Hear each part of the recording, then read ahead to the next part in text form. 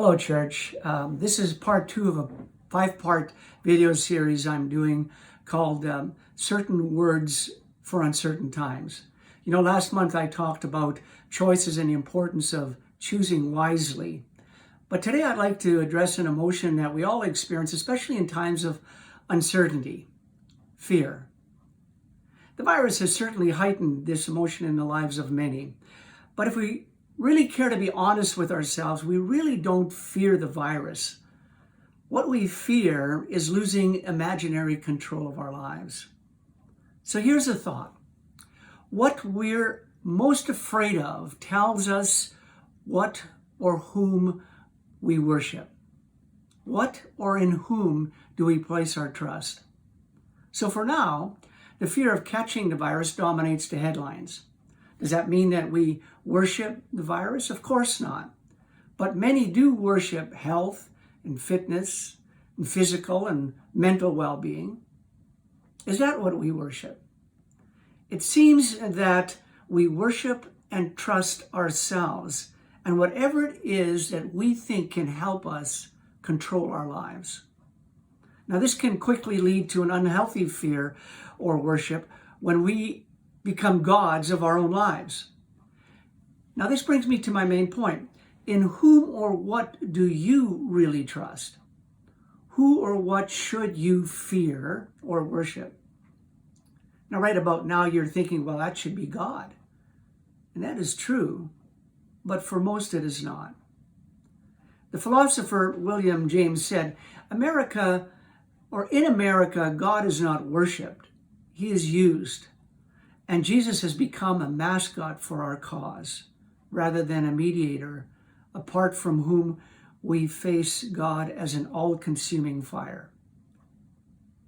Now, people rarely talk about fearing God these days because they think it's an insane idea. After all, doesn't God exist for our happiness? So why should we fear him? Well, we should.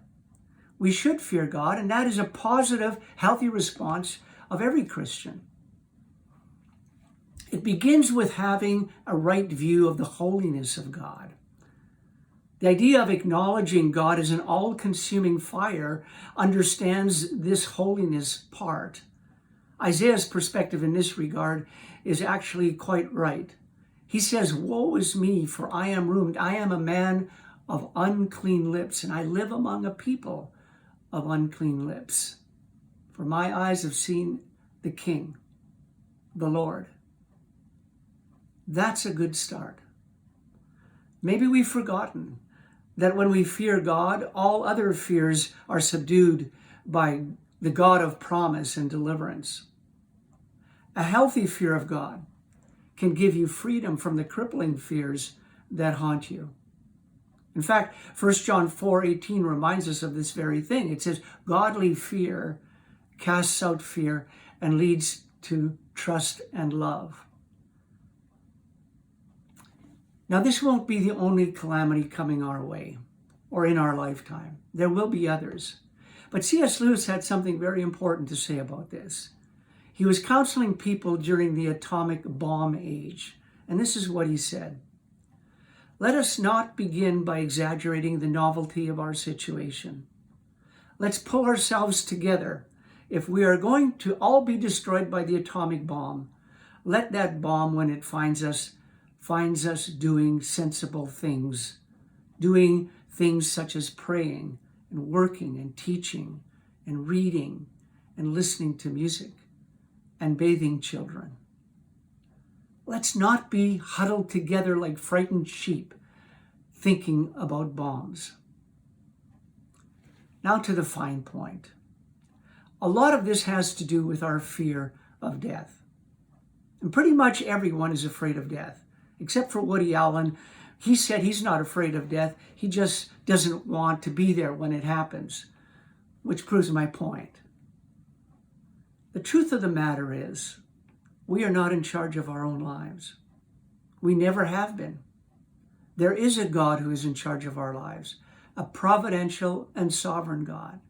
And you may want to read more about a story of Nebuchadnezzar in the book of Daniel, to verify this. God is in charge of our lives. He created us and he saved us from the fear that uncertainties throw our ways. We have been created and saved by God in Jesus Christ. Not even death threatens us, because it is the last enemy whose claim on believers in Christ has been rendered null and void. Hope to see you soon. God bless.